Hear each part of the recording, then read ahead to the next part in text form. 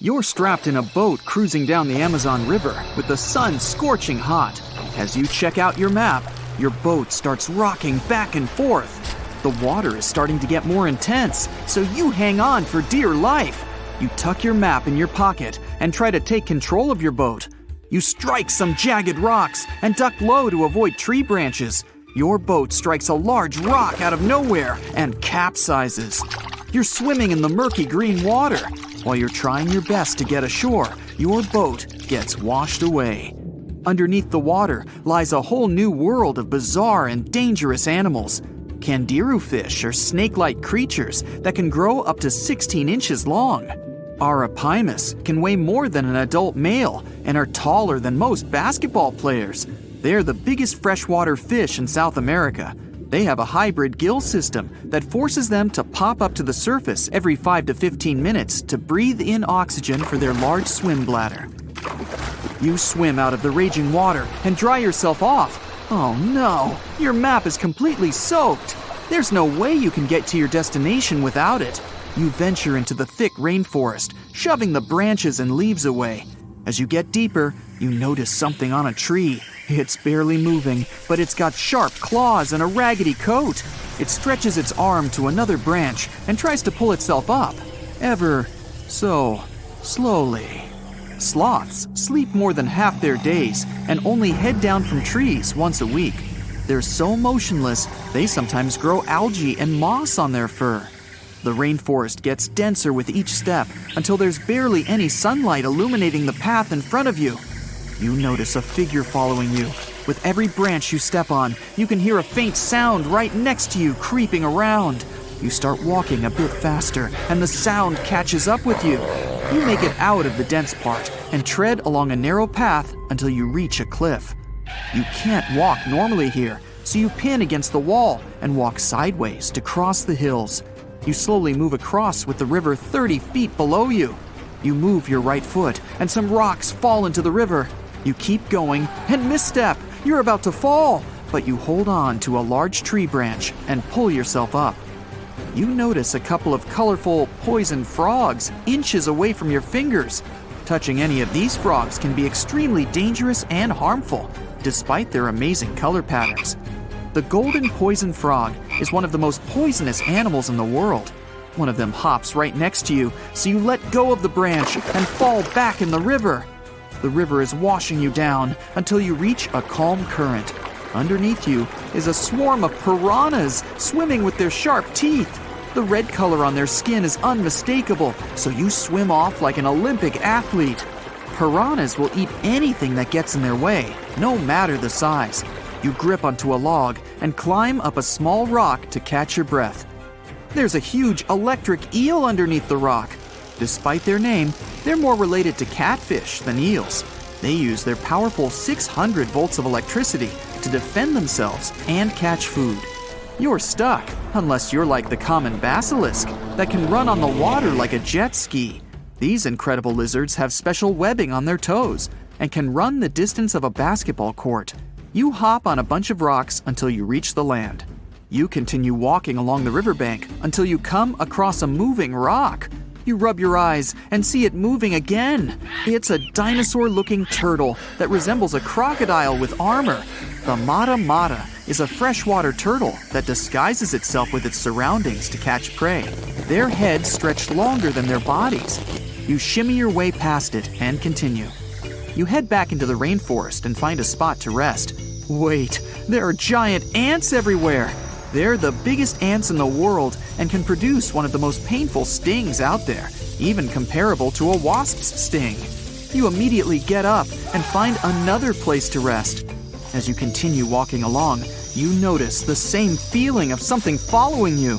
You can hear some leaves rustling, but it's getting dark and there's no way of telling. You find a nice little spot to build a campfire and catch some Z's. But in the Amazon, everything is a threat. Except for those cute capybaras wandering around. They live in groups next to water sources. They're also the biggest rodents in the world. You don't need to worry about them if you're stuck in the middle of the Amazon rainforest. Suddenly, you feel something slithering up next to you. You look down and see a massive green anaconda just about to constrict you. They are the heaviest snakes in the world and can grow up to 20 feet long and have a huge appetite. You get up and sprint your way out of there. All right, you found a decent cave to crash in. It's daytime again, and you're still alive. You continue walking along the rainforest. You were able to find some breakfast to boost your energy for the rest of the day. You spot something on a tree that looks like a branch, but it's actually a potu, a master of disguise that can spend days motionless on broken tree branches. These bizarre birds use those branches as their permanent home, where they lay their eggs and chill all day. You continue your way through the rainforest and see a Brazilian wandering spider crawling on a tree branch right in front of you. 8 of these species can be found in the Amazon area. They are some of the most aggressive and venomous spiders out there. So, you make a big detour and walk away from it. You feel someone walking next to you again, but you still can't figure out what it is. You see a steep cliff with a waterfall hitting a large lake ahead of you. Looks peaceful, until you see a team of black caimans gathering around the shore. They're the biggest predators in the whole Amazon ecosystem and feed on anything that moves. It's a good thing you're on high ground, otherwise, whoa! You slip and fall down the river, right on the deep end. So far, no caimans spotted you. You swim underwater and try to get to the opposite end of where the reptiles are. As you climb out and dry yourself off, you notice some large black spots on you. You try pulling them off, but they've latched on pretty hard. The Amazon giant leech finds its target by tracking movement and shadow. Once they attach themselves to the skin, it's extremely difficult to extract them. The best way to do so is to slide your finger next to its mouth and pull it off slowly. Ugh. You manage to get them off your body and see that the caimans are swimming towards you. You're pinned to the wall with the lake of hungry reptiles approaching. Suddenly, a pink dolphin jumps out of the water and splashes all over them. They can grow larger than humans and are the celebrities of the Amazon. Scientists think they get their color from the blood capillaries on their skin. The Amazon even has bull sharks swimming around. These carnivorous giant fish are threatening to humans and can swim in both saltwater and freshwater.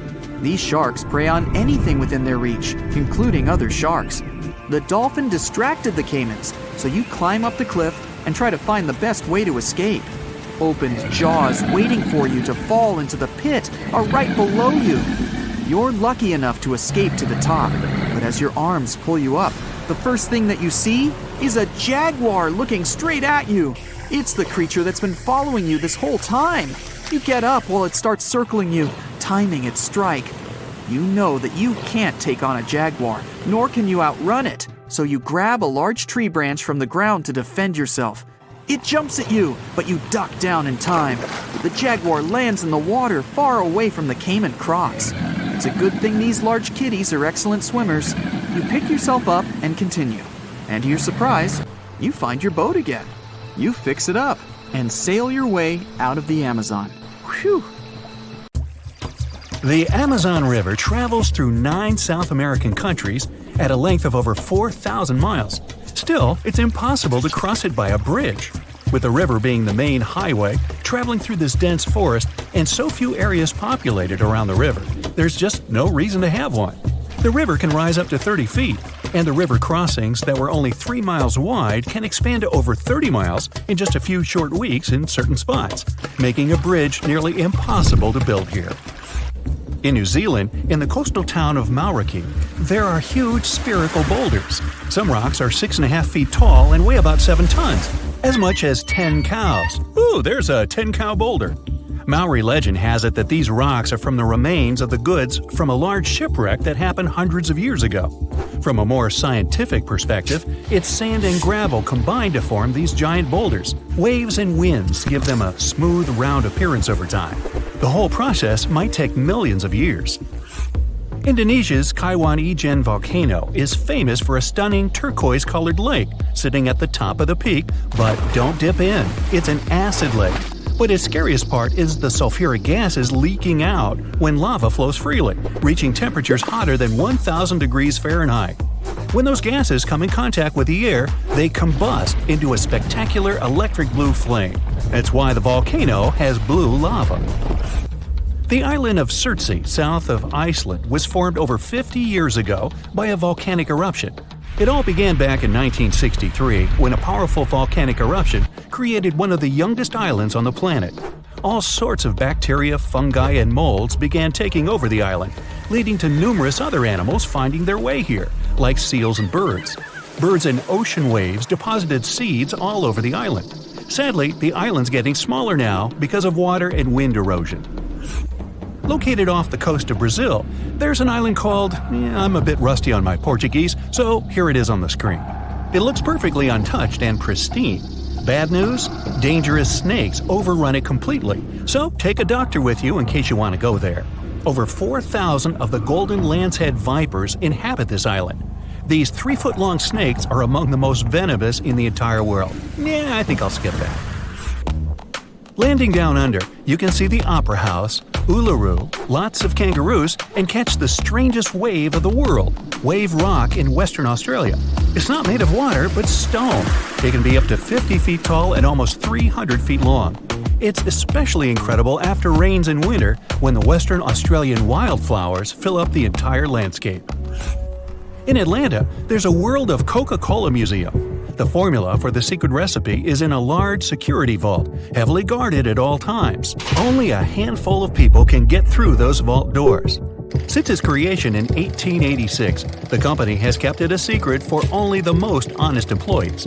In 2006, a former worker tried to sell the formula to Pepsi, only for Pepsi to call the police and inform Coca-Cola. The polka dot lakes is a must for anyone who is in British Columbia. After the summer's scorching heat evaporates the lake's water, it leaves behind yellow, blue, and green water spots. These pools are full of all sorts of minerals, like sodium, calcium, and magnesium sulfates that get concentrated in the pools. You can't get too close or even dip your feet into them. A fence protects the entire lake with a sign about how culturally and ecologically sensitive the area is. In Death Valley, California, there's a mystery of the sailing stones. Since the early 1900s, the mystery of how all these stones were seemingly moving by themselves across the desert floor baffled everyone. Some believe that the rocks move by thin pieces of ice around the stones pushed by winds after winter. No one ever saw any of these rocks moving until 2014. Scientists set time-lapse recorders, and the footage showed the rocks sliding along the ground over time. The marble caves in Chile, located in the beautiful area of Patagonia, formed from over 6,000 years of waves wearing down the rocks. The crystal blue walls reflect the vibrant turquoise water, making it perfect for kayaking. Walking in Chestnut Ridge Park in New York, one can see an eternal flame. What makes this one stand out, though, is it's underneath a waterfall. Occasionally, the flame will go out for short periods, but it will light up again. Sometimes it's thanks to certain hikers along the way. If you ever stop your car on a magnetic hill in New Brunswick, Canada, you'll see the car might start rolling backwards up the hill, all by itself. While it looks like it's moving the wrong way, this is just an illusion. There are several hills like this all around the world. What looks like an incline is the opposite, all because there's no horizon for perspective. The brightest bioluminescent bay in the world, called Puerto Mosquito, is located off the coast of Puerto Rico. The bay is named for the pirate Roberto Cofresi and his small boat El Mosquito, not after those annoying insects. During the summer months, you'll have glassy water at night with millions of tiny microorganisms bumping into each other and emitting blue light. The Chocolate Hills in the Philippines is a group of unusually shaped hills located in the middle of the island of Bohol in the Philippines. There are 1,000 to 2,000 discovered so far. They have nothing to do with chocolate at all, but they resemble the color after the dry season, when the grass turns from green to brown. In the northeastern part of Thailand, 466 miles away from Bangkok, is a 75-million-year-old rock formation sticking right out of the mountains. Their shapes look just like a pod of whales swimming together. No wonder this place is called Three Whale Rocks. Millions of years ago, this area was just a desert, but this land has changed quite dramatically during this time. These sandstone mountains were lifted up by plate tectonics, that's the shifting of the crust layers, called lithosphere, and erosion by the Mekong River, resulting in the strangely shaped rock formations we see today. Salar de Uyuni in Bolivia is the world's largest salt flat. At 4,050 square miles in size, it's twice as large as Grand Canyon National Park. After winter has passed, the salt lake is transformed into a beautiful giant sky-reflecting mirror between September and May. With salt all the way to the horizon, it creates an illusion of endlessness. The thin layer of water left over from ice melting creates a shimmering effect of the sky, making it one of the best places to visit in the world. The Catatumbo River in Venezuela might be the stormiest place in the world, with nearly 300 storm days a year. The lightning storms are so consistent, and they're predicted 3 months in advance. During the wet season in October, you might see 30 lightning flashes in a single minute. At sunset, strong winds flow around the 3 surrounding mountains, forming storm clouds over the water. When the water droplets of humid air collide with ice crystals from the cold air, the static charges cause a lightning storm that happens nearly every night. Off the southern tip of Japan lies the Yonaguni Formation. Archaeologists believe that the monument belongs to a fabled Pacific civilization, like Atlantis, that vanished beneath the waves thousands of years ago. If it's truly a lost civilization, or just nature having a little fun, this is the site to dive into. Features inside the structure resemble stonework like castles, temples, and a stadium, connected by roads and what seems to be large walls all the way around. There are even marks in the stone that appear to show quarry work, faded faces, and rocks sculpted into animal shapes. Some scientists believe that the symmetry of the stones is not as straight as reported. It appears solid rock rather than carved blocks weathered down by all the water over many years.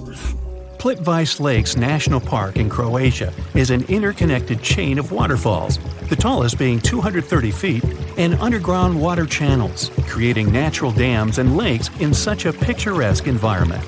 Found in the deep woodlands surrounded by meadows brimming with wildflowers, brown bears, gray wolves, lynx, deer, and plenty of rare bird species for birdwatchers call these 115 square miles of the national park home. Imagine a place that could literally start at one end, trek over 1,800 miles straight to the west, and still be stuck under that massive canopy. This place is like a haven for all sorts of crazy creatures, hosting around 10% of the world's species. It's always been seen as this wild, untouched paradise where humans haven't messed things up yet. You know, like a glimpse into how the world used to be before we spread like wildfire across every continent, causing chaos everywhere. I'm talking about the Amazon region. That massive jungle turns out to be hiding some seriously cool secrets. For centuries, people have been talking about these lost cities deep within the forest. We're talking about El Dorado, the legendary city of gold that had Spanish explorers going crazy, venturing into uncharted territory, never to return. And even in the 20th century, the adventurous Perry Fawcett went looking for the lost city of Z and disappeared into the jungle, leaving us all hanging. Scientists have actually found evidence that ancient cities did exist in the Amazon. But how did they find these hidden ruins in such a dense and remote forest? Well, they've got this awesome technology called LiDAR. Basically, they hopped into a helicopter and used light-based remote sensing to digitally strip away the canopy and reveal the ancient ruins of a massive urban settlement around Llanos de Mojos in the Bolivian Amazon. The place was once home to the Casarabi culture, which thrived from 500 to 1400 CE. They had these incredible urban centers with huge platform and pyramid structures. They even had raised causeways connecting different suburban-like settlements spread across miles and miles of land. These guys were seriously ahead of their time, and they had an epic water control and distribution system with reservoirs and canals. So yeah, the Amazon rainforest wasn't just some untouched wilderness. It was actually heavily populated and even urbanized for centuries before recorded history of the region began. But the thing is, a bunch of people turned a blind eye to the fact that there were actually some pretty cool architectural sites lurking around here that totally deserve some exploring. Scientists predict that in the next 10 to 20 years, we're going to uncover a ton of these cities, and some might even be bigger than the ones we're talking about here. Michael Heckenberger, an anthropologist with the University of Florida, points out that we've seen some similar settlement features, like moats and causeways, in other parts of the ancient Amazon. This new research reveals something totally mind-blowing. Past examples of urbanism in the Amazon were more like groups of villages connected together, not quite what we'd call urban. You see, they were missing those fancy larger centers with their grand architecture and stuff. But guess what? Llanos de Mojos has got them. This place is the real deal when it comes to a fully urbanized Amazonian landscape. So, in the Llanos de Mojos region, a bunch of ancient settlements have been found.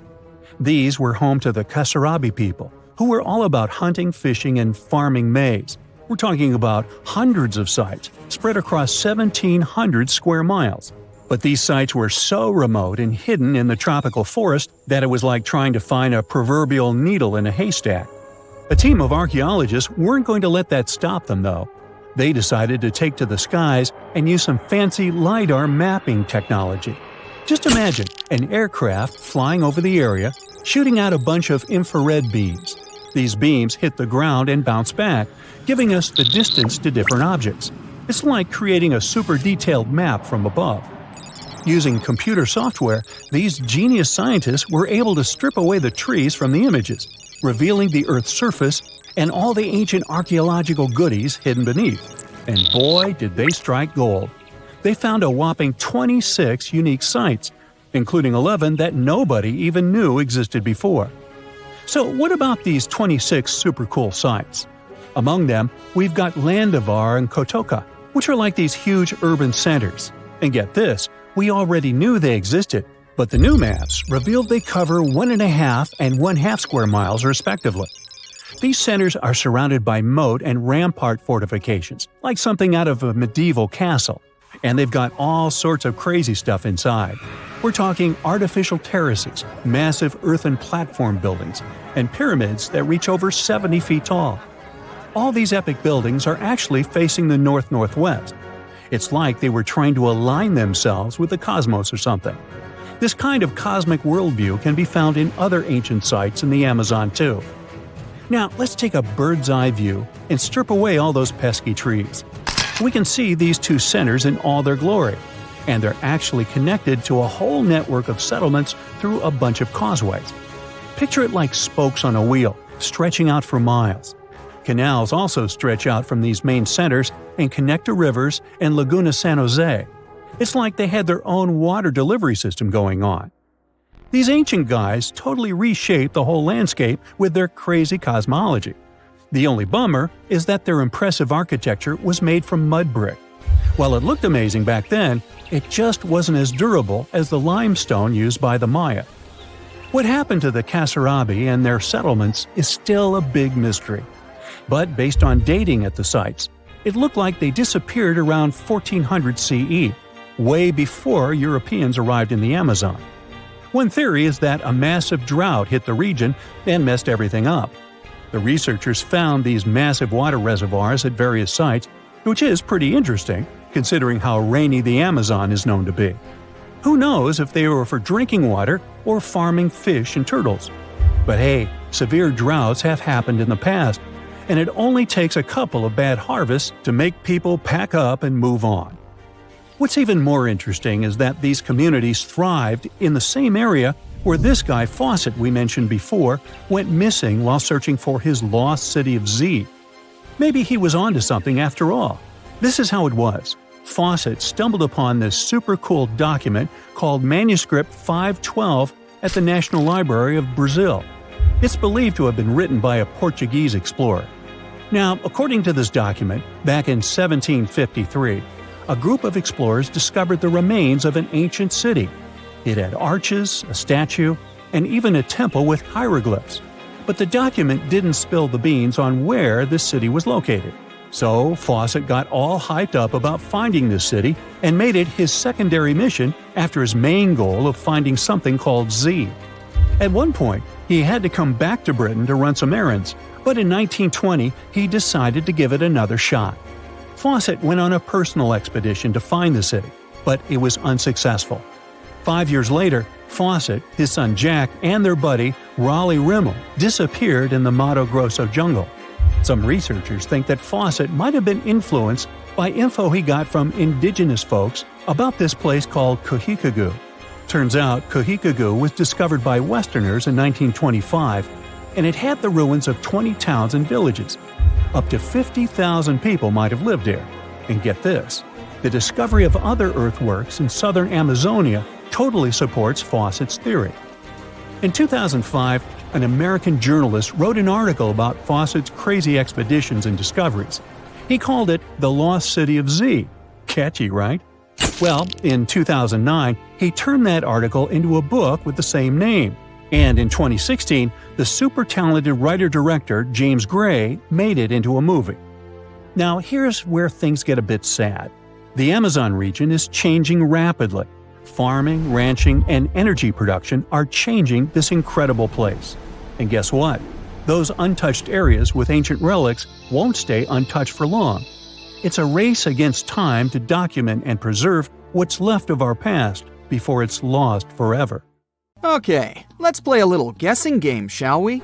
Can you name the 6th largest river on Earth in terms of volume? That's the amount of water that flows through a waterway. The first couple of rivers are easy to list. Number 1, of course, is the Amazon River in South America. Then we have the Congo in Africa, and the Ganges in India. Feel free to name all the rivers on the planet. You won't get any closer to the answer. Why? Because this river is not on the surface, but underneath the waves of the Black Sea. In 2010, a team of scientists discovered this river while studying the Bosphorus Strait in Turkey. Sonar scanning revealed a channel at the bottom of the Black Sea. The channel had water flowing through it. It turned out that at places, it's 115 feet deep. That's 3 times as tall as your average telephone pole. This flow of water acts like a real river. It has rapids and waterfalls, and its volume is 350 times greater than that of the River Thames in London. Talk about a strong undercurrent. If it was a surface river, it would really be in the top 10. Bad news for the Madeira River in Bolivia and Brazil, the present number 6. But how did this underwater river form? The answer lies in the amazing features of the Black Sea. It gets its water from 2 main sources. The first are the rivers that flow into it, like the Danube, Dnieper, and Don. Lot of D's there. But more importantly, they are all freshwater waterways. On the other side, quite literally, there is the Mediterranean, and it's salty, like a lot. When this salt water gets inside the Black Sea, it goes straight to the bottom. You see, fresh water is lighter than salt water. This creates stratification. It's a fancy term that simply means that the 2 types of water don't mix together. Salt water has a higher density, so it drops right down to the bottom. If you want to see how that works, you can do an experiment at home. Pour mineral water into 1 cup and salt water into another. Table salt will do. Then put a grape in each cup. You'll see how it immediately sinks to the bottom of the cup filled with fresh water. The grape will stay afloat in the cup filled with salt water. The same thing is happening inside the Black Sea. But there is another side to this phenomenon. The upper layer of water is rich in oxygen. This means it can support life. The bottom layer, however, is anoxic. Yep, you guessed it. This means there is no oxygen at the bottom. But this isn't a bad thing. Because of this trait of the Black Sea, shipwrecks are able to survive for centuries. Oxygen decomposes wood. And from what material did the ancient people make their ships? That's correct, timber. Recently, in 2018, scientists discovered the oldest Greek shipwreck on Earth. The merchant ship lies more than a mile deep at the bottom of the sea. Experts estimate that the vessel is 2,400 years old. The wreck was valuable for historians to study all the elements of ancient ship construction.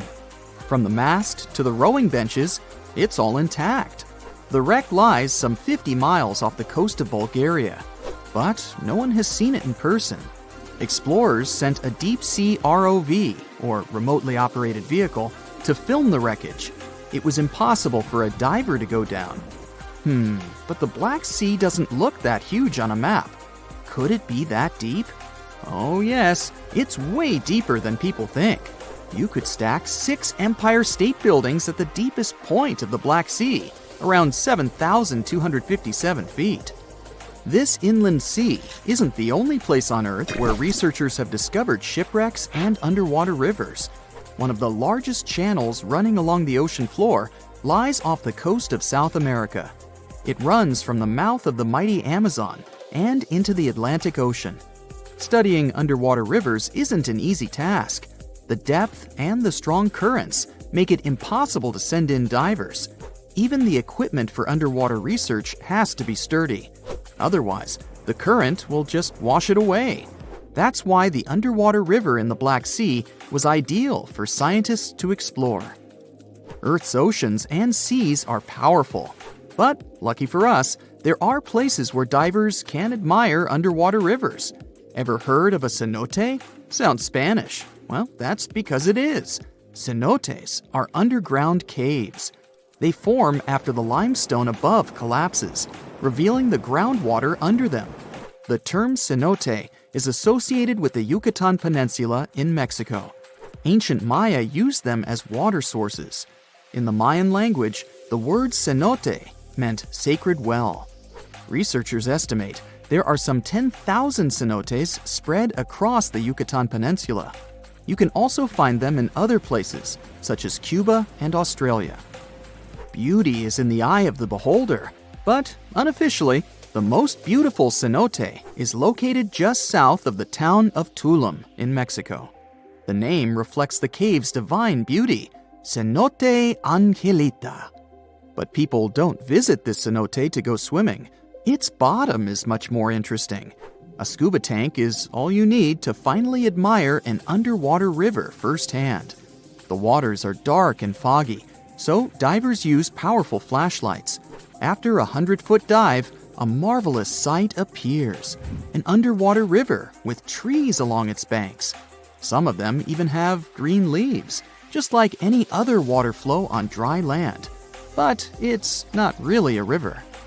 Here comes the fascinating part. Remember how saltwater and freshwater don't mix? Well, the river the divers see is actually a thick layer of fog between the two types of water. 3 feet of hydrogen sulfates to be exact. This is the compound that water processing plants use to remove chlorine from drinking water.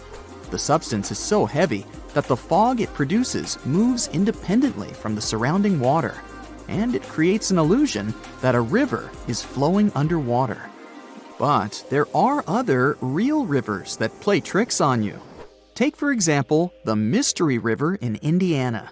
It's the longest underground river in the United States. Explorers discovered the river and its cave system, Blue Spring Caverns, in the 19th century. Nearly 3 miles of the river are navigable. Isn't that impressive? You can book a boat tour on a river that you can't even see. But the most mysterious river on the planet is the Saraswati River in India. The coolest part about it is that it doesn't exist. It was an alleged river only mentioned in ancient literature. For centuries, people thought that it was just a myth. Then satellite images showed that it might be real. Ancient texts spoke of a major confluence of 3 mighty rivers, the Ganges, Yamuna, and Saraswati. The first 2 are visible today, but where's the third one? That's what scientists decided to find out. Images from an American satellite showed the presence of underground water in the area. Until then, researchers thought that these were paleo channels. This simply means that water flowed through them a long time ago.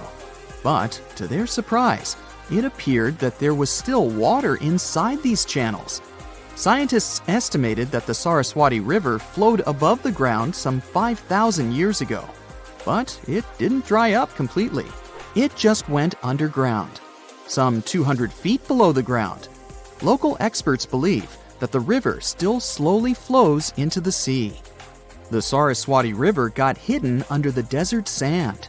This was a natural process, but many rivers have been forced underground because of human activity. In London, England, several dozen small and medium-sized rivers now flow under the ground. Maps from the 19th century still show them as rivers. But today, they only exist in the names of the streets that were built above them, such as Fleet Street. The same thing happened in New York, but this doesn't mean that these streams have disappeared for good. When engineers want to rebuild or modify a building, they still consult city maps from centuries ago. No one wants a long-lost brook to flood their basement. For years, scientists have been struggling to explain bizarre sounds, some repeating, some heard only once, that come from the dark depths of the ocean. From bewildering hums to worrying bloops, the water transmits outlandish acoustic phenomena. One of these mysterious noises got named the upsweep. For the first time, this long train of sounds was registered in 1991 in the Pacific Ocean. One of the most unusual things about this signal is that it keeps changing, as if trying to confuse researchers even more. Like some unearthly howl, it varies from high to low frequencies and then back again, and you can hear it better in the spring and fall than in the winter and summer. Why the upsweep? It's simple. The sound travels from the bottom of the ocean towards its surface, as if sweeping up. Scientists do have a theory explaining this phenomenon: the activity of undersea volcanoes. Hot lava pouring into ice-cold ocean water could theoretically create such noises, but there's no proof found yet. Plus, the sound has been declining since 1991, even though it can still be detected. The bloop is the name given to an ultra-low frequency and incredibly powerful underwater sound that was recorded in 1997 by the U.S. National Oceanic and Atmospheric Administration. The bloop continued for approximately 1 minute. Having started from a low rumble, it gradually rose in frequency. It also kinda mimicked the noise created by marine animals, but its volume was so great that no living creature known to science could have made it. When the bloop occurred, underwater microphones managed to record it from a distance of 3,000 miles away. Rumor has it that the noise might have something to do with the fictional half-octopus monster Cthulhu, or some other colossal deep-water creature. But if you don't believe in monsters, science has another explanation: iceberg fracturing. The thing is that ice quakes recorded in the Scotia Sea resemble the mysterious bloop a bit too much for it to be a coincidence. The whistle resembles this annoying sound when a kettle of boiling water is telling you it's time to make a cup of tea. But even though it may not be as blood-curdling as some other bizarre ocean sounds, it doesn't make it any less mysterious. Plus, the whistle is very elusive. In 1997, only one underwater microphone was able to pick it up, and therefore, researchers didn't manage to pinpoint the source of the noise. The most likely cause of the sound is an eruption of one of the submarine volcanoes. Have you ever heard of Julia? No, not your neighbor. I'm talking about this otherworldly sound. Listen to it. It was recorded in 1999 by the U.S. National Oceanic and Atmospheric Administration. The source of the sound was most likely a large iceberg that ran aground somewhere in Antarctica. The sound was so loud that it was heard over a huge territory, and its duration was about 2 minutes and 43 seconds.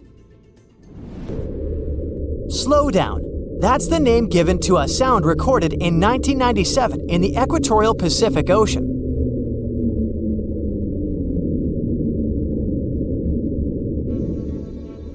The sound was called this way because it slowly decreased in frequency over 7 minutes or so. It's been picked out a few more times since it was recorded for the first time. The source of the sound isn't very mysterious. Most likely, it was produced by a massive iceberg that became grounded in Antarctica, or it was caused by moving ice. By that, I mean the friction produced by a large ice sheet moving over land. The loneliest whale sound is often called the 52 Hz whale because the animal that creates it calls at a unique for these creatures' frequency. When you listen to this sound, it sounds like a low bass note. At the same time, it's much higher than the normal frequency of the whale call, which rings between 10 and 40 Hz. Interestingly, scientists have been listening to the world's loneliest whale for decades, but haven't managed to figure out its precise location. Nobody knows whether the mammal is male or female, what species it is, or if the animal is still alive. After all, for the last time, its call was recorded in 2004. Earth-shaking booming sounds have been reverberating off some parts of North Carolina for more than 150 years. Called Seneca guns, they're most often heard near the coast. The sounds are so powerful that they often rattle window panes and sometimes vibrate entire buildings. They can last from 1 to almost 10 seconds. Even though scientists haven't cracked this mystery yet, there are some theories. They range from earthquakes to severe distant storms and quarry blasts. But even though the ground trembles every time the phenomenon occurs, no seismic activity coincides with these events. So far, scientists have come to the conclusion that the mysterious sounds happen in the atmosphere, not on or under the surface of our planet. If this theory is true, bolides might be the answer. These extremely bright meteors often explode once they enter Earth's atmosphere. Or Seneca guns might be born in the ocean. Sometimes, when enormous waves collide far away from the shore, you can hear it, even if you're nowhere near the coast. Seneca guns are a type of skyquakes. You don't need to travel to a particular part of the world to hear one of those. Mysterious sonic booms ramble from the sky everywhere, from the US to India and Japan. Just like Seneca guns, this sound phenomenon occurs mostly near the coast or a big body of water. Rattling glassware and windows in the nearby houses, skyquakes could be connected with ultra-fast airplanes breaking the sound barrier. But people started hearing the first skyquakes in 1824. The theories trying to explain this phenomenon include sand dunes shifting, meteors entering the atmosphere, distant volcanoes erupting, Earth's crust cracking during earthquakes, and even gas bursting out of underground vents in the sea or lake bottom.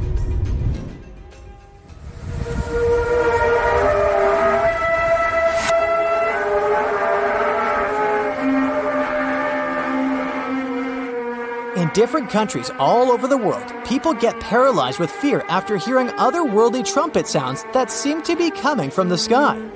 The inhabitants of the US, Canada, Australia, Germany, and the Philippines have already heard this hair-raising noise since it was first recorded in 2008. These sounds are sometimes called the sound of apocalypse. And although until recently, nobody could understand the origin of the sounds, NASA claims that there is nothing to be afraid of. The noise can be coming from our own planet. Usually, it's quiet and thus inaudible to the human ear. But when it gets louder, the outcome is the very trumpet sounds that scare people all over the world. Bristol hum started in the 1970s when hundreds of Bristol inhabitants began to talk about a bizarre noise audible only at night. The noise was a low-level hum, and nobody could identify or trace the source of the sound. But the strangest thing about the noise was that one day, it stopped as abruptly as it started. But not before people in other towns across Britain reported hearing similar sounds. Some time ago, the mysterious sound returned. In 2015, a group of French scientists claimed that they had solved the mystery of the Bristol hum. They stated that the culprit was ocean waves that made the ocean floor vibrate. But while it was all good and well, it didn't explain why the sound was around for only several years or why it chose to return. If you ever come to the town of Taos in New Mexico, don't let another strange and unexplained phenomenon send you running for the hills. This phenomenon is a faint, low-frequency hum ringing in the desert air and grating on your nerves. Even stranger, only 2% of people who live in Taos hear this noise. But for those who do, it's unstoppable torture. On top of that, everyone describes the sound in a different way, from a quiet whir to an eerie hum or even persistent buzz. And while some people believe that the Taos hum is the result of unusual acoustics, the others suspect a bad case of mass hysteria. No one has located the origin of the hum yet. Sing with me. Under the sea, darling, it's better. On where it's drier, take it from me. Okay, I know these are not the correct lyrics to this famous Disney song, but hear me out. The deep sea is not all about singing mermaids and dancing crabs. It's actually filled with monster-like creatures that'll give you nightmares. So, if you're ready to meet them, grab your scuba gear and let's dive into the deep, mysterious waters to discover their fascinating and scary world. With its menacing appearance, one could call this fishy the vampire of the sea. Well, named for their disproportionately large, razor-sharp fangs protruding from their mouth, fangtooths are actually quite small and harmless to humans. These choppers are actually more for catching prey than causing trouble, so there's no need to panic if you see one. And you'll be even more relieved to know that it's kind of unlikely for you to come across a fangtooth, since they are among the deepest living fish. A regular day in the life of a fangtooth looks like this. By day, they prefer to remain in the gloomy depths. Me too, fishies, me too. It's only towards the evening that they migrate toward the surface to have a feast under starlight. Ah, how romantic. And by daybreak, they return to the deep. What a chill schedule, am I right? So, as you can tell from their daily routine, fangtooths are among the more active deep-sea fishes. And by that I mean they seek out their food rather than just sitting and waiting. And thanks to their oversized teeth and mouth, hey, I can relate, they're able to attack prey that are even larger than themselves, which is very important in the very large, food-poor deep sea. Fitting to their environment, common fangtooths are dark-colored, either solid brown or black. And unlike most deep-sea fishes, they do not have light-producing organs or cells to communicate with each other or to attract their prey. Instead, they rely heavily on their sense of smell, in addition to making use of even the slightest bit of sunlight that makes it down to the depths. This light doesn't help them to see in any way, but it may be enough for potential prey to cast a shadow as they pass overhead, which lets fangtooths know they're around. Now here's one hilarious fun fact before we move on to the next creature. Fangtooths can never close their mouths because of their huge mouths and long teeth. But you know what? I would bet maybe $500 that my orthodontist would claim he could fix that too. Our next horrific deep-sea animal is as real as a kraken can get. Giant squid, which actually did inspire the legends of the kraken, live up to their name. The largest one ever recorded by scientists was almost 59 feet long. It also probably weighed nearly a ton. You would think such a massive animal wouldn't be hard to miss. But since giant squid live deep underwater, they are difficult to come by. Giant squid, along with their cousin, the colossal squid, yep, they are different, have the largest eyes in the animal kingdom. They're somewhere around 10 inches in diameter. In other words, they are around the size of dinner plates. Peekaboo! Having such large eyes allows them to detect objects in the lightless depths of the ocean, where most other animals would see nothing. Nada, zippo. Giant squids have 8 arms and 2 long feeding tentacles that help them seize their prey. These tentacles are tipped with hundreds of powerful sharp teeth and are often double the length of their body. This helps them to snatch prey up to 33 feet away. Hey there, come a little closer. Most of what we know about giant squids come from those that floated to the surface and were found by fishermen. After years of research, it was only in 2012 that a group of scientists were able to successfully film a giant squid in its natural habitat for the first time. Yet again, the giant squid continues to remain largely a mystery due to their inhospitable deep-sea habitat. And maybe they're shy. Speaking of squids, this species is basically the space creature of the ocean. So, it's only been about 20 years since the big fin squid family was officially described by scientists, and there are still plenty of facts about them that are yet to be discovered. However, the big fin squid sightings as deep as 20,000 feet below the surface suggest that they can live deeper than any other known squid. You know what? Let's scratch the word space creature and call them the disco dancers of the deep sea to make things less scary. Because of their long, slender arms, adorned with extravagant rib-like fins, kind of make them look like they're ready to hit the dance floor. Anyway, these boogie arms and tentacles are estimated to max out at just under 30 feet. Aside from the estimations, though, the largest known big-fin squid was actually 21 feet long, with 20 feet of that being its arms and tentacles. How exactly a big-fin squid uses them is still unknown, but scientists think they like to use them to trap prey that bump into them as they hang down in the water below their body or drag along the seafloor. There are only around a dozen confirmed big-fin squid sightings worldwide, so you can just relax, because the chances of you getting hugged by a big-fin squid are close to impossible. But I can't guarantee anything regarding your nightmares. Now, these are not one of your regular Jaws sharks. Let's start with the most strange fact about a frilled shark. It's considered a living fossil because of its primitive anatomic traits. That actually makes more sense once you learn that this species has been around for 80-some million years. So I have both good news and bad news. Frilled sharks live in the open ocean and spend much of their time in deep, dark waters far below the surface. However, they do feed at the surface of the ocean at night. When hunting food, they move like an eel, bending and lunging to capture their prey. And they can actually swallow it as whole, even if it is larger than their own size. This is all thanks to their long and flexible jaws, which are equipped with 300 recurved needle-like teeth. Okay, I am somewhat freaked out now. Unlike the rest of the deep-sea creatures I've talked about, frilled sharks might sometimes accidentally get caught in nets. So if fishing is your thing, beware. This telescope won't help you see the stars and the planets.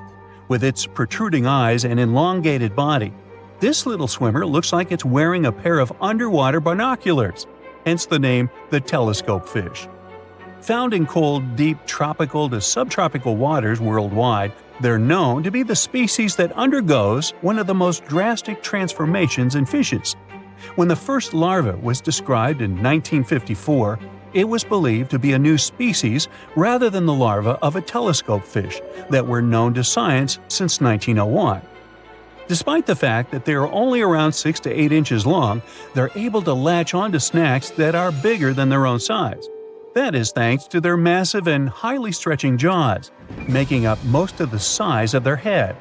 These large prey are then folded in half to fit in their expandable stomach.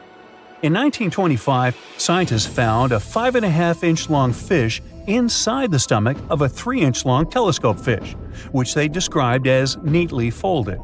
Despite all this, their cylindrical tube-shaped eyes are still the most fascinating and bizarre features of telescope fishes.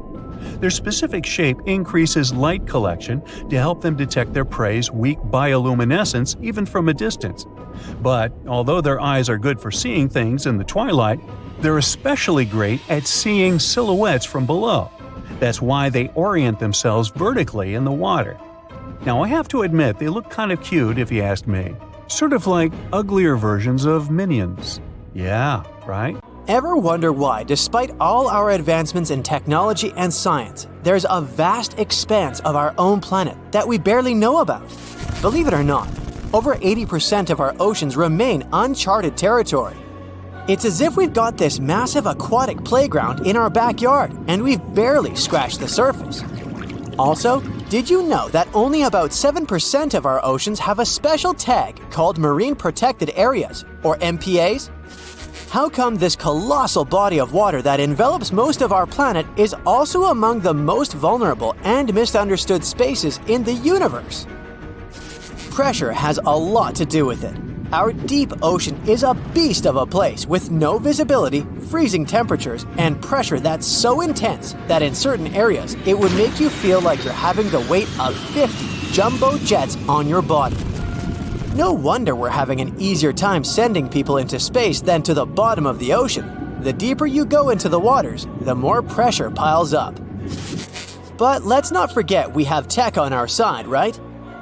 Scientists now use these cool satellite technologies that track the color of the ocean to check how much phytoplankton is there, for example. Why is this important, you might ask? Because these little plant-like critters are actually pretty major players in our big blue oceans. In the grand scheme of things in the aquatic world, phytoplankton is like the bedrock of the ocean food chain. It gives life to almost everything, from the tiny zooplankton, which are animal-like microorganisms, to those colossal, magnificent whales. When these technologies first came around, satellites could get clear images of the ocean faster than a ship could take the same number of measurements in 10 years. But it's not all about looking at the ocean from space. Sometimes you gotta dive in there and see it for yourself. Thankfully, we've come a long way in ocean exploration tech too. We've got things like floats and drifters that ride the ocean currents while collecting data, and a whole fleet of underwater vehicles, some of which are manned, some remote-controlled, and some even autonomous. Remember James Cameron, the guy who made the movie Titanic? He's super into exploring the ocean, and in 2012, he set a record by going down to the Mariana Trench in a vertical torpedo sub. He thinks there's nothing like being in the ocean and experiencing it firsthand. Other companies use a mix of technologies for their ocean explorations. It led them to discover amazing stuff like a deep-sea coral reef near Morocco, the only one still growing in the Mediterranean Sea. They've also discovered new species and documented ones previously thought to live only in the Atlantic. These efforts have convinced local authorities to declare some places as marine parks. As with most scientific areas, the road isn't without its bumps. These expeditions can cost quite a lot, and the lack of detailed maps and data only adds to the challenge. We can't always rely on bathymetric information, meaning the study of the ocean floor, because it's often not available. And that's the tricky part. We need to explore more to know more, but getting the funds for these kinds of projects can be tough when there are so many unknown variables. One particular company's explorations have helped protect nearly 4 million square miles of ocean so far. The data they collect during their expeditions is invaluable. It's used to identify new species, locate vulnerable habitats, and even show where threatened species are being overlooked. Their work helps dismiss excuses from local authorities who claim they lack the necessary information to establish more MPAs.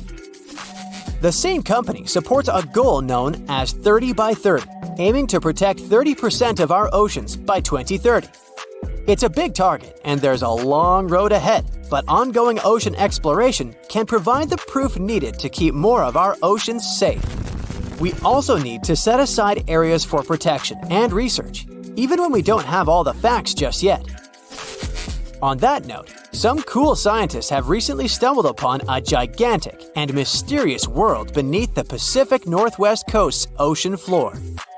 The best part is, this massive realm of life is pretty much cut off from the rest of the world above, making it like a secret underground club that only the best microbiologists have access to. Picture an active city. Except the city is microscopic cracks in the basalt rocks of our oceanic crust, and its residents are microbes. These tiny creatures aren't like you and me. They don't rely on sunlight or the organic products of land and water ecosystems for sustenance. Instead, they thrive on chemical reactions with rocks and seawater.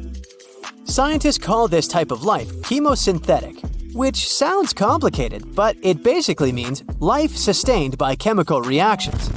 While this sort of life has been found deep in mines and around seafloor hydrothermal vents, the scale at which these creatures are found under the oceanic crust is unprecedented. It might even be the most extensive ecosystem on Earth. A geomicrobiologist from Denmark was part of the team that made this discovery. He claimed that over 50% of our planet's surface is oceanic crust, which is an average of 4 miles thick. Imagine the size of this chemosynthetic party happening down there. This discovery didn't happen overnight. Since the 90s, scientists have found weird tiny holes in the basalt rocks that make up much of Earth's outer crust. They seem like they might have been made by bacteria, but hey, there was supposed to be no life there. I mean, imagine trying to survive in a place that's hot, deep, dark, dense, and mostly devoid of the organic compounds we need for life. Yet, here they are. In the following years, more pieces of the puzzle fell into place. Scientists found that the oceanic crusts had different conditions at the centers and edges. At the centers, rocks are jam-packed with energy-rich compounds that support these tiny life forms. But by the time they reach the edges, these chemicals are all gone. Fast forward to now, and it's time to put the puzzle together. A microbial ecologist from the University of North Carolina worked on this research and says we now have solid evidence of microbial life in the cracks and crevices of deep ocean basalt.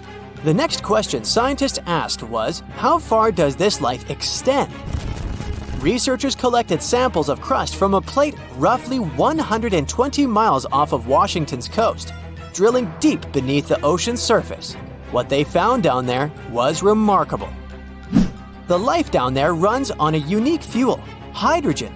Yep, in the absence of sunlight, hydrogen provides the energy for all their biological processes. These microbes use hydrogen to transform carbon dioxide into organic matter. This matter and other byproducts, like methane, then fuel other organisms, creating a network of life. Of course, the life down there isn't as complex as the one we know up here. Scientists doubt there will be any multicellular life under the ocean because it's too hot and energy poor. But hey, who knows? This universe under our oceans still has a lot to reveal. This whole thing is significant for many reasons. First, it confirms that life can exist in places without oxygen, which changes our perspective on where we can find life. This makes us wonder if life could exist under similar conditions on other planets, where surface conditions might be too harsh. The implications on Earth are also profound. If a large portion of life exists in the oceanic crust, then our understanding of life on our own planet could be completely changed. This exciting discovery stretches our understanding of life and prompts us to keep exploring the mysterious depths of our oceans, pushing the limits of our understanding. NASA is also in on the whole deep sea exploration project. Why? Shouldn't they be preoccupied with outer space? Because they're hoping to find hints about what the oceans on other planets might look like. NASA specialists are really hopeful that by unearthing underwater secrets, we can solve some of the big questions about space. Plus, they're testing some nifty equipment for future journeys across our solar system. For years, scientists have been struggling to explain bizarre sounds, some repeating, some heard only once, that come from the dark depths of the ocean.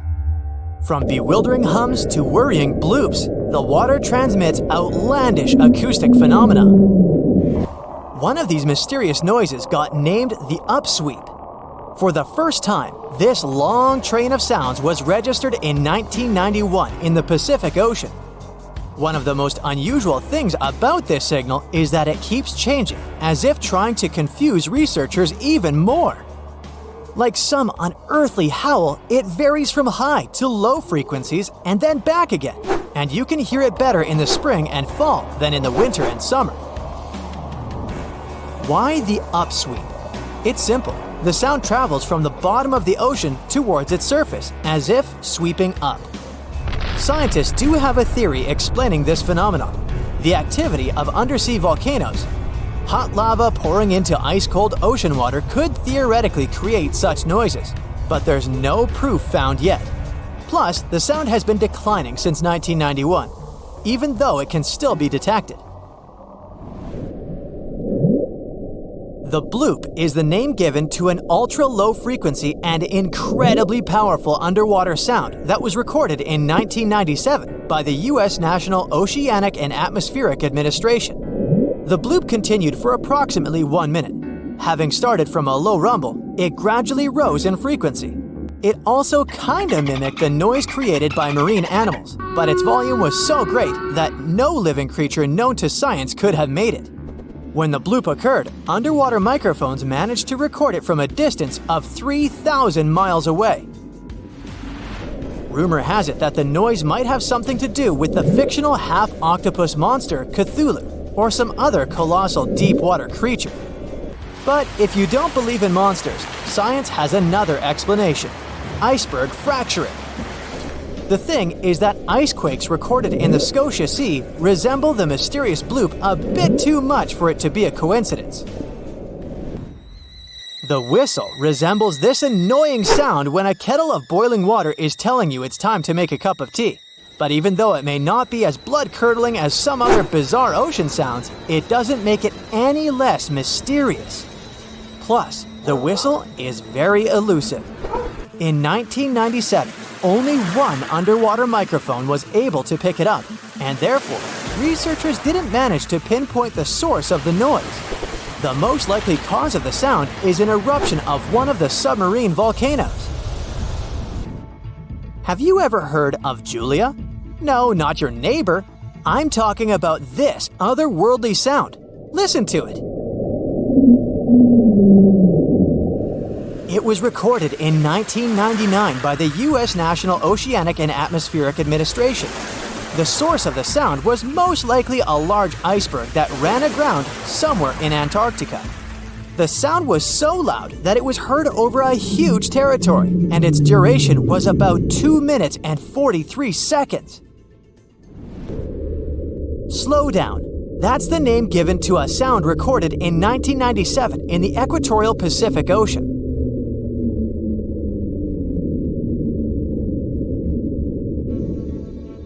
The sound was called this way because it slowly decreased in frequency over 7 minutes or so. It's been picked out a few more times since it was recorded for the first time.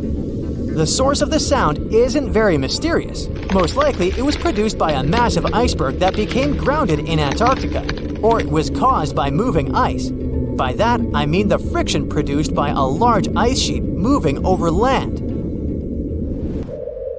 The loneliest whale sound is often called the 52 Hz whale because the animal that creates it calls it at a unique for these creatures' frequency. When you listen to this sound, it sounds like a low bass note. At the same time, it's much higher than the normal frequency of the whale call, which rings between 10 and 40 Hz. Interestingly, scientists have been listening to the world's loneliest whale for decades, but haven't managed to figure out its precise location.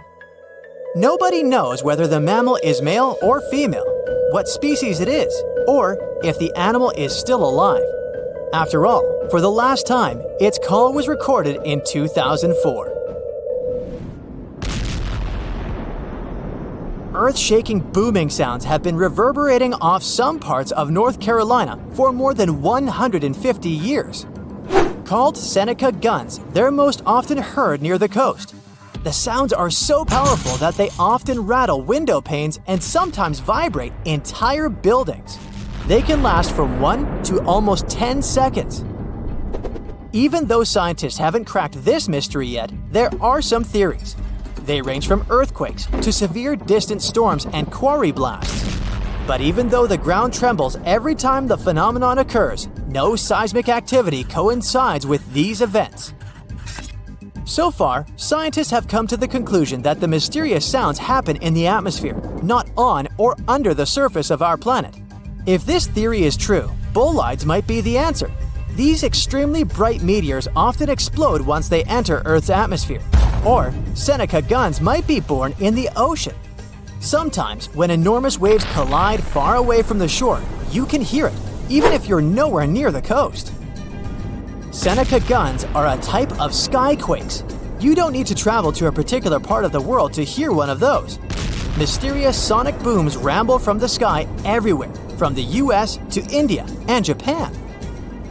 Just like Seneca guns, this sound phenomenon occurs mostly near the coast or a big body of water. Rattling glassware and windows in the nearby houses, skyquakes could be connected with ultra-fast airplanes breaking the sound barrier. But people started hearing the first skyquakes in 1824.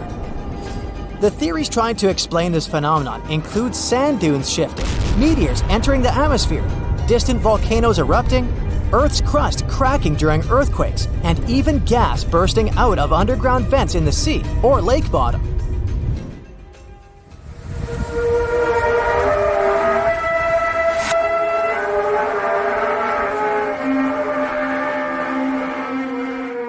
In different countries all over the world, people get paralyzed with fear after hearing otherworldly trumpet sounds that seem to be coming from the sky. The inhabitants of the US, Canada, Australia, Germany, and the Philippines have already heard this hair-raising noise since it was first recorded in 2008. These sounds are sometimes called the sound of apocalypse. And although until recently, nobody could understand the origin of the sounds, NASA claims that there is nothing to be afraid of.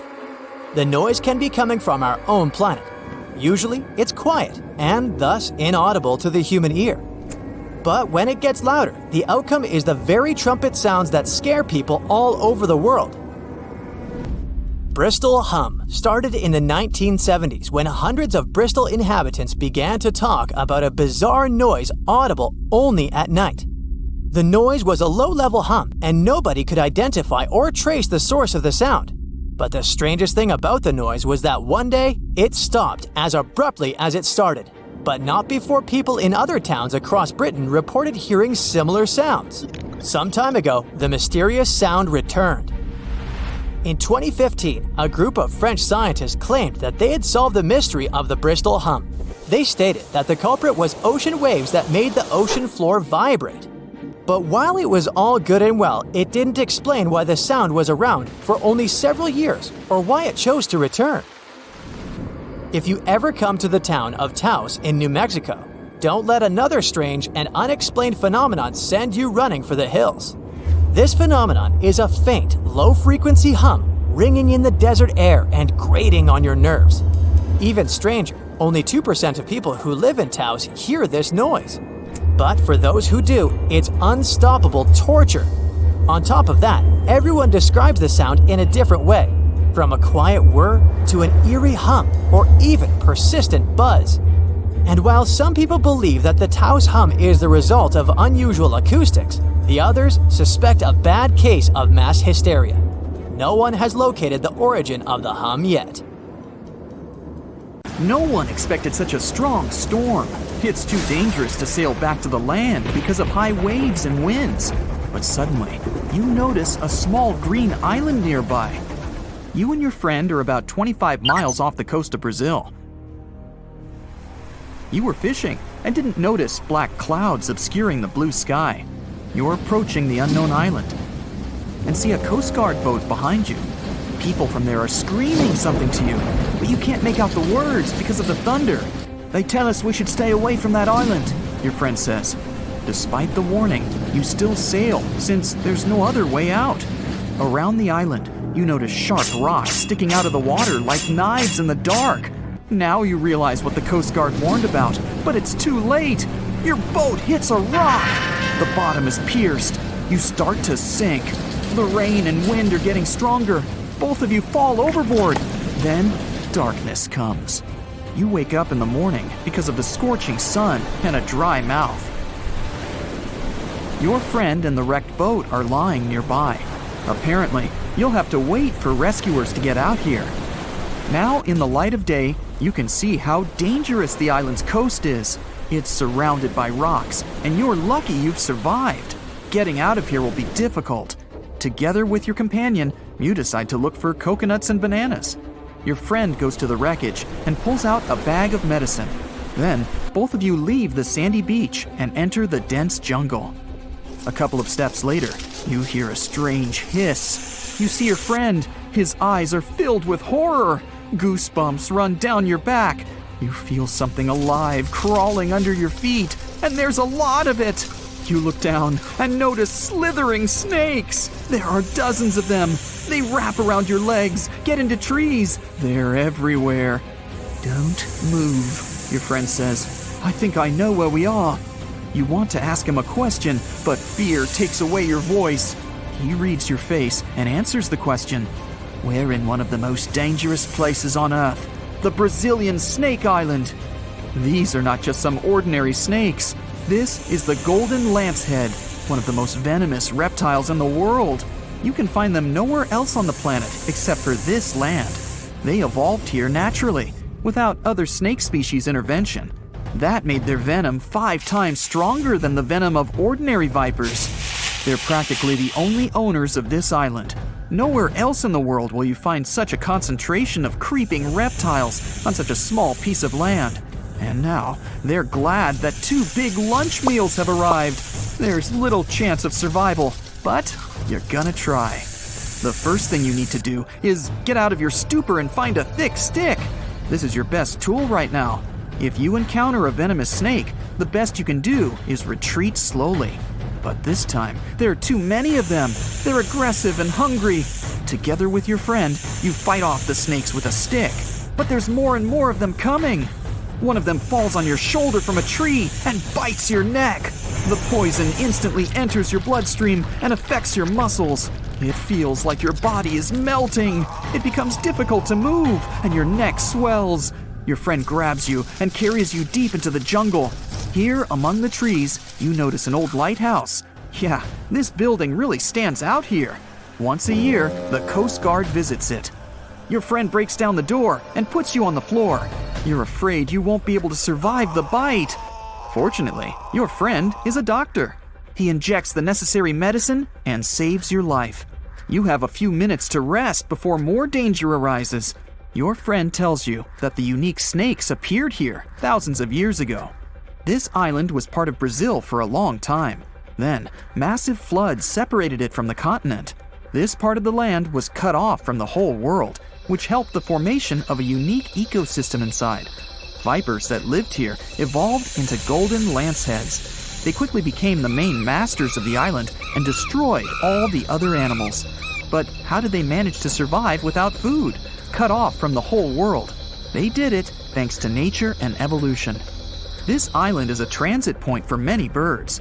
They stop here to rest during long flights. These birds become dinner for the snakes.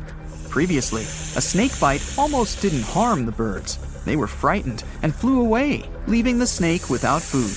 But over years of evolution, the island's owners have developed such a potent poison that one bite was enough for a bird to never take off again. There's also a legend that a pirate hid treasures here a long time ago. And, so that no one would ever find it, he brought snakes to guard his gold. Of course, there's no chest with coins here, but the island is attractive for modern pirates, even today. Golden lancehead snakes are an expensive commodity, so bad people often visit this place to hunt the reptiles. That's why the Coast Guard is always on duty around the island. People are forbidden to visit this place. And even if someone manages to get past the guards, they will have to face the rocks. Only biologists and scientists have permission to study the local fauna. A necessary condition for a visit is a doctor's presence in the team, so they can save people from the snake's poison. So we have pirates and hordes of poisonous snakes, but there's something else that makes the island even worse. At this moment, you hear rustling all over the building. Thousands of little paws are tapping on the walls and floor. You look around and see lots of giant cockroaches. Some of them are half the size of your palm. They crawl under your clothes. You and your friends scream in fear and run out of the lighthouse. Quickly, you reach the shore and fall into the water. It seems that not a single cockroach is left under your shirt. But that's not all. You hear a strange buzzing sound. You look around and see a dark cloud of flying beetles forming in the sky. It's locusts! Thousands of flying insects are heading in your direction. To avoid a collision, you dive under the water and wait for the cloud to pass by. You go up to the surface and move to the shore. Fortunately, there are almost no snakes here. You and your friend are afraid to approach the jungle and wait for several hours until rescuers arrive. You're nervously painting a pattern on the sand and make a promise that you'll never revisit this place. Finally, you see the lifeguard boat. You're trying to tell them you got here by accident. They believe you and evacuate you from the island. While you're sailing away, you think about what would happen if many poisonous snakes appeared in a village or a small town. It's difficult to imagine what kind of problems people would face. But in fact, there's no need to imagine anything. There is a place on the planet where locals live next to poisonous cobras, but it doesn't create any chaos. A human can live in peace and harmony with reptiles in that village. Welcome to Shetpal village in India. This place has a population of about 2,600, and it's located in the jungle. It's hot here. Locals are friendly and responsive. If you go into one of the houses, you'll see something that seems impossible. The king cobra, whose venom is one of the most dangerous in the world, calmly crawls around furniture and eats eggs and meat that people give. There's even a special corner for the reptile to relax from the scorching sun, drink water, and have a snack. People are happy about the cobra, as if it was a pet. In the village, cobras are everywhere. They come into houses and schools, crawl through the streets, and keep company during dinner. The locals consider them full-fledged residents. They adore them. The snakes are also used to people and don't see them as dangerous. The coolest thing is there has never been a tragic case in the village because of a poisonous bite. There's no other place in the world where cobras live in such harmony with people.